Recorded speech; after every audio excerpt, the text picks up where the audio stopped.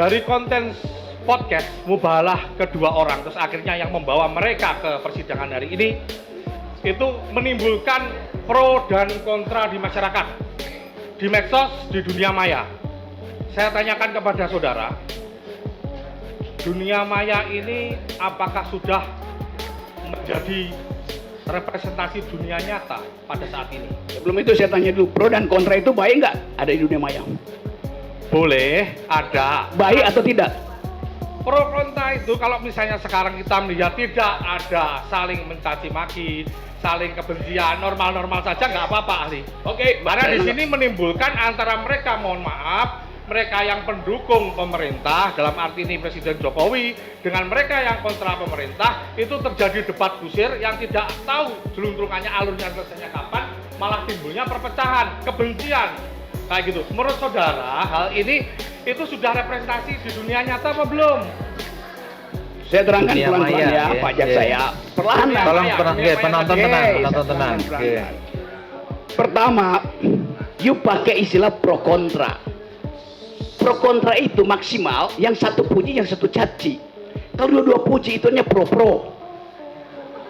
Nangkap Pak? Ya, Kalau duanya mencaci artinya kontra-kontra. ya. Dunia ini pro kontra. Anda tidak bisa mengusul, Anda pro kontra tapi saling puji aja ya. Anda pro kontra tapi saling caci. Jadi secara logis definisi Anda itu cacat di dalam definisi. Oke. Sekarang begini.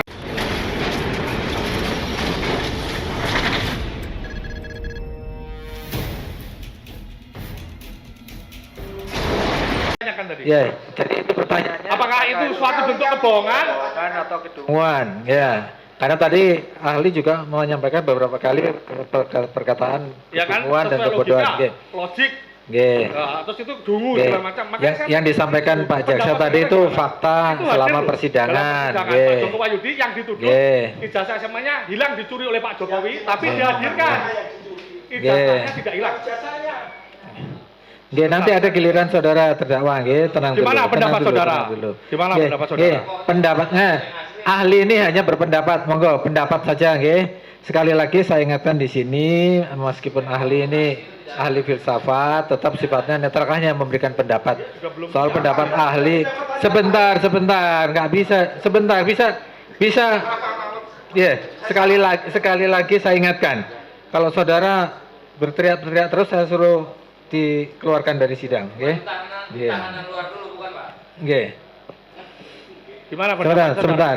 Ya, ahli tadi sudah mencerna apa yang disampaikan oleh Pak Jaksa. Silakan pendapat yang kita minta, pendapat ahli itu berpendapat untuk meyakinkan kami majelis hakim. Jadi sekali lagi kami ingatkan di sini kami bersidang itu sesuai ketentuan KUHAP, ada ketentuannya.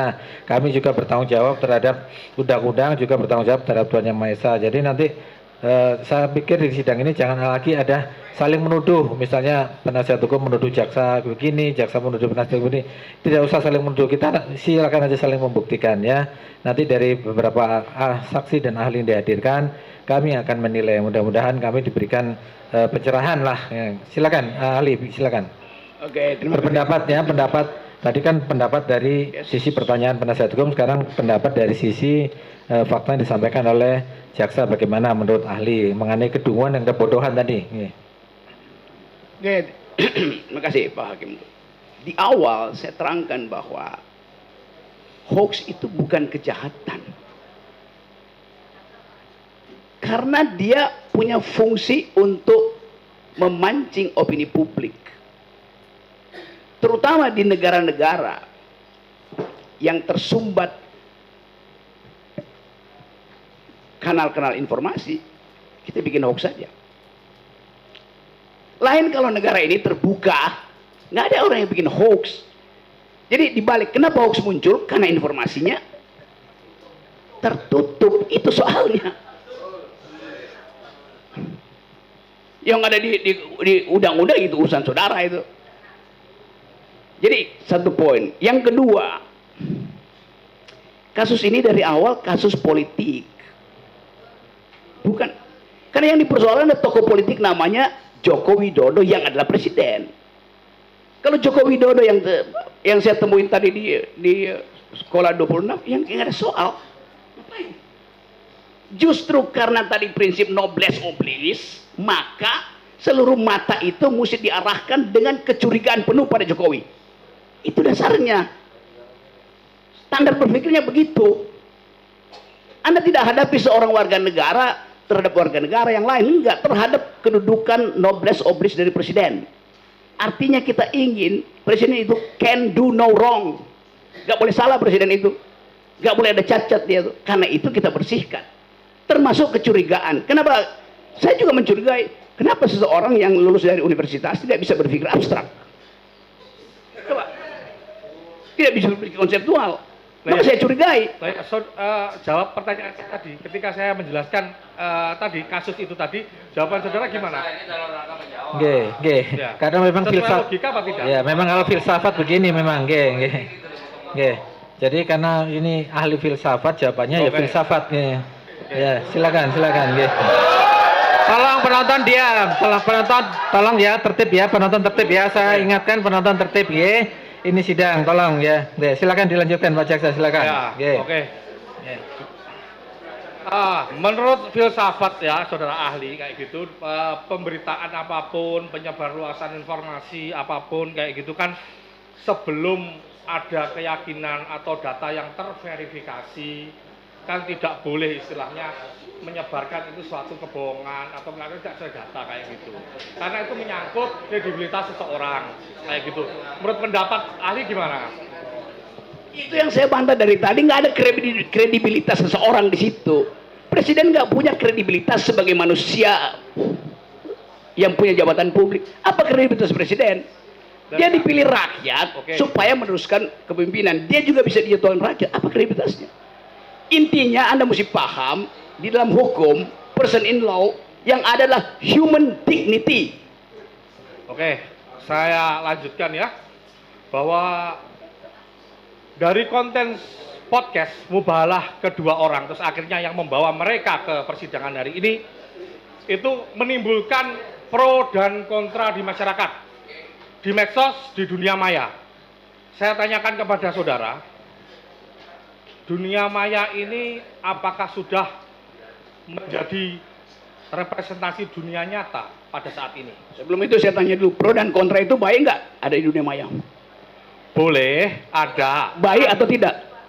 Pro kontra itu kalau misalnya sekarang kita melihat tidak ada saling mencaci maki, saling kebencian, normal-normal saja nggak apa-apa ahli. Oke, Karena di sini menimbulkan antara mereka, mohon maaf, mereka yang pendukung pemerintah, dalam arti ini Presiden Jokowi, dengan mereka yang kontra pemerintah, itu terjadi debat kusir yang tidak tahu jeluntrungannya, alurnya selesainya kapan, malah timbulnya perpecahan, kebencian, kayak gitu. Menurut saudara, hal ini itu sudah representasi di dunia nyata apa belum? saya terangkan Dunia pelan-pelan maya, ya, Pak Jaksa ya. Perlahan. Tolong penonton tenang, Oke, penonton saya tenang. terangkan pelan-pelan. Pertama, you pakai istilah pro kontra. Pro kontra itu maksimal, yang satu puji, yang satu caci. Kalau dua-dua puji, itu hanya pro-pro. Nangkap nggak? Ya, Kalau duanya mencaci, artinya kontra-kontra. ya. Dunia ini pro kontra. Anda tidak bisa mengusulkan, Anda pro kontra, tapi saling puji aja ya.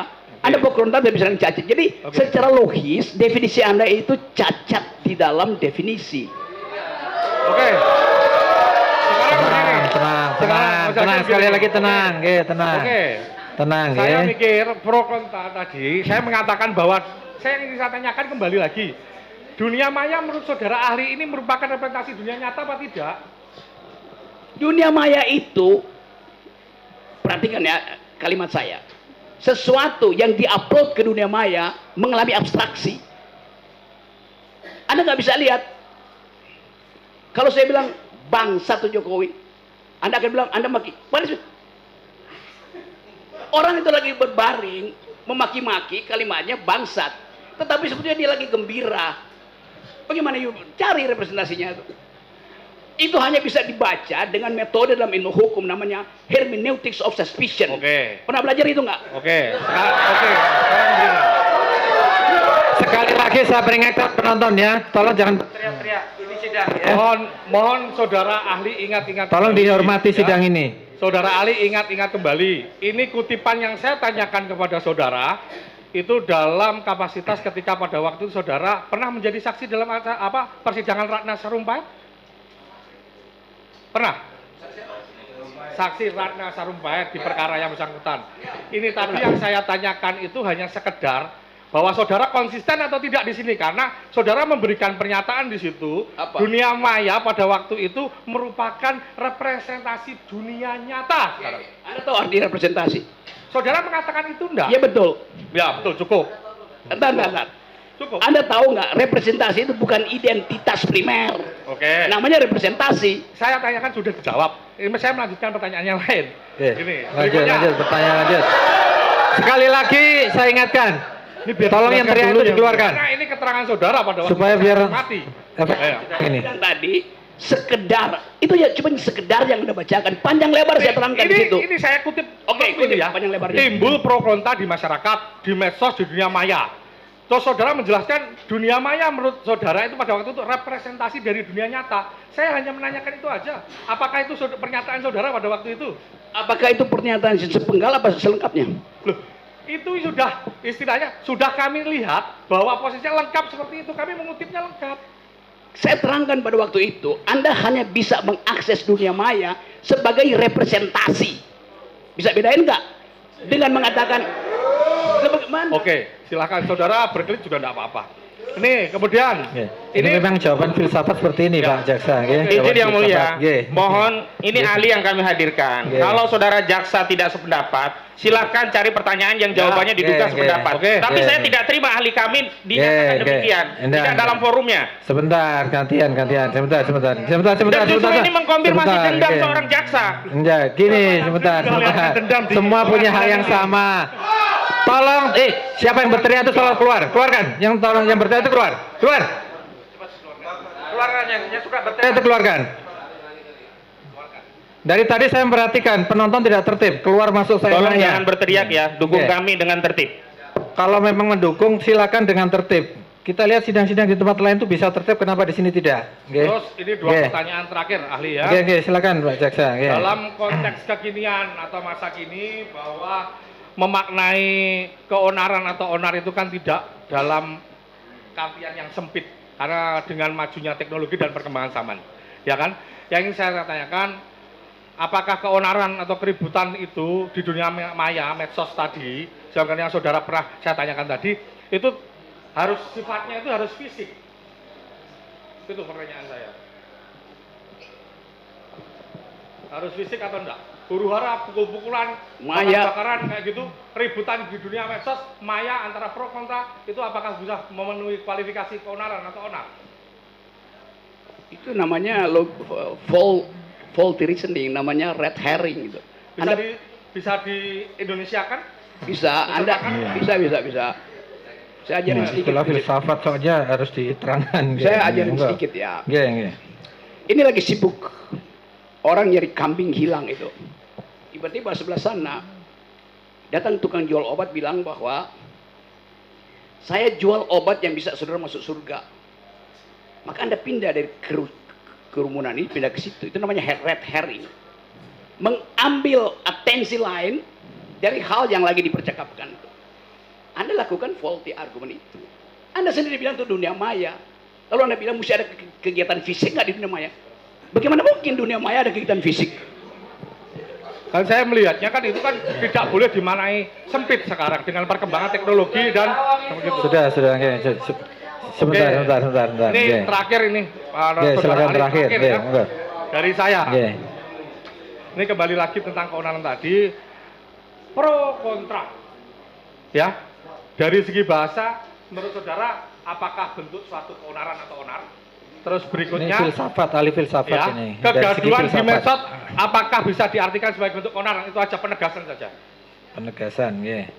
Monggo. Hukum itu dilakukan dengan dua maksud. Pertama, menuntut keadilan dengan segala macam versi. Kedua, menguji keadilan itu. Karena itu ada peran devil's advocate, advocatus diaboli, bahasa latinnya. Yang memang tugasnya membuat keonaran. Anda lakukan hal yang sama, ini semua keonaran. Kan itu maksudnya. Ya nggak fisik, tetapi Nggak boleh.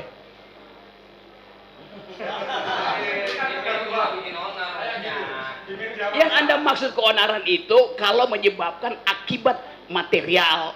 Di mana ada akibat material orang keonaran di dunia maya tuh.